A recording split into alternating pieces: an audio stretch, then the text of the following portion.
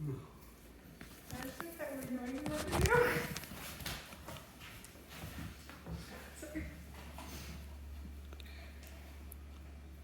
Morgan, on average, how much do you think a woman spends on tampons in her lifetime? $1,000.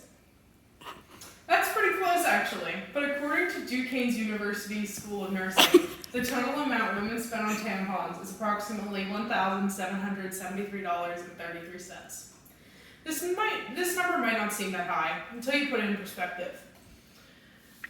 With about $2,000, you can buy two of the newest iPhones, the iPhone 13 Pro, which run for about $998 each.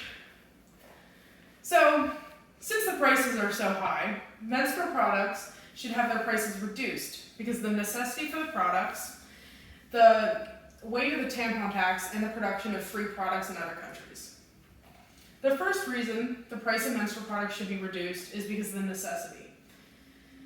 The lack of accessibility for women to have tampons causes a large amount of stress in the school and workplace. The School-Based Health Alliance completed a survey that reported that 1 in every 5 girls in the U.S. reported that they had to leave school early or miss school entirely due to a lack of enough period products in schools. And the lack of menstrual products in the workplace and school causes an abundance of stress that can decrease productivity.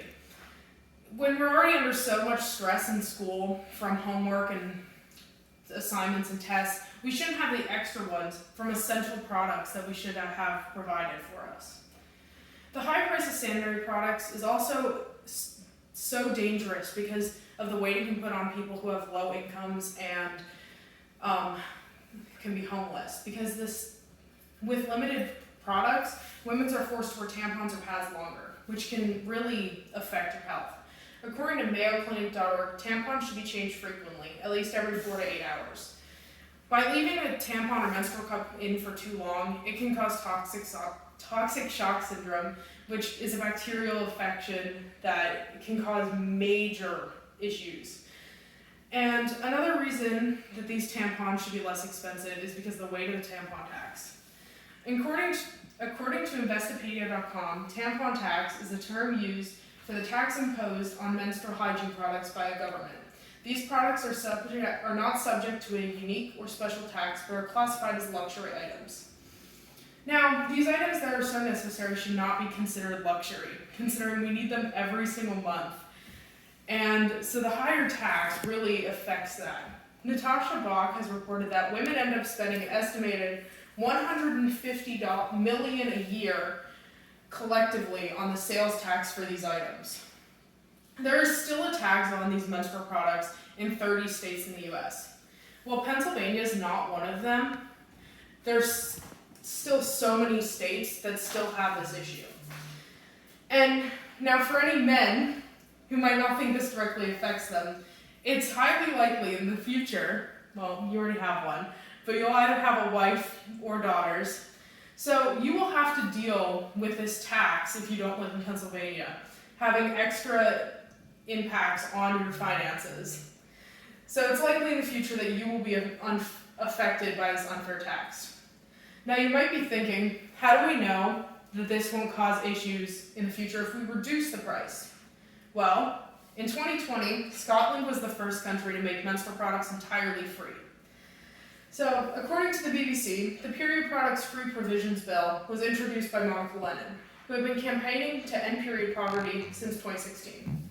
Now, period poverty is when suitable period products are inaccessible for those with low income.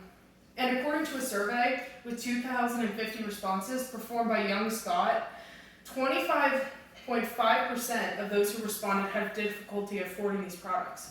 Since then, these issues have obviously decreased now that everyone has accessibility to tampons and pads and any other products they might need.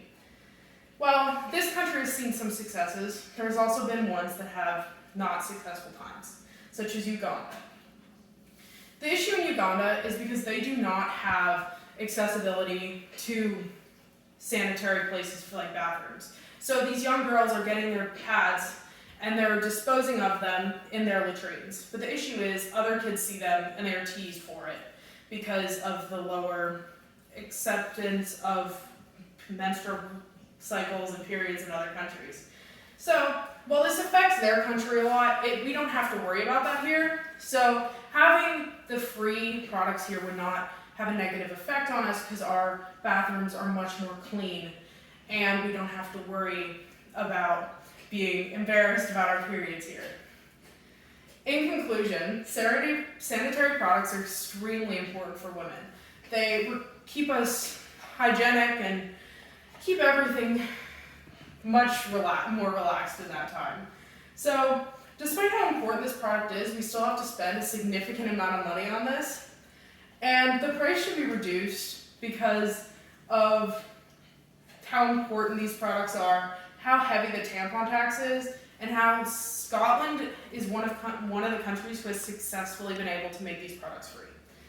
Now, so please, if this speech has enlightened you to the many issues with the price of tampons and menstrual products, go and research, find petitions, and help lower the price of these essential products. Thank you.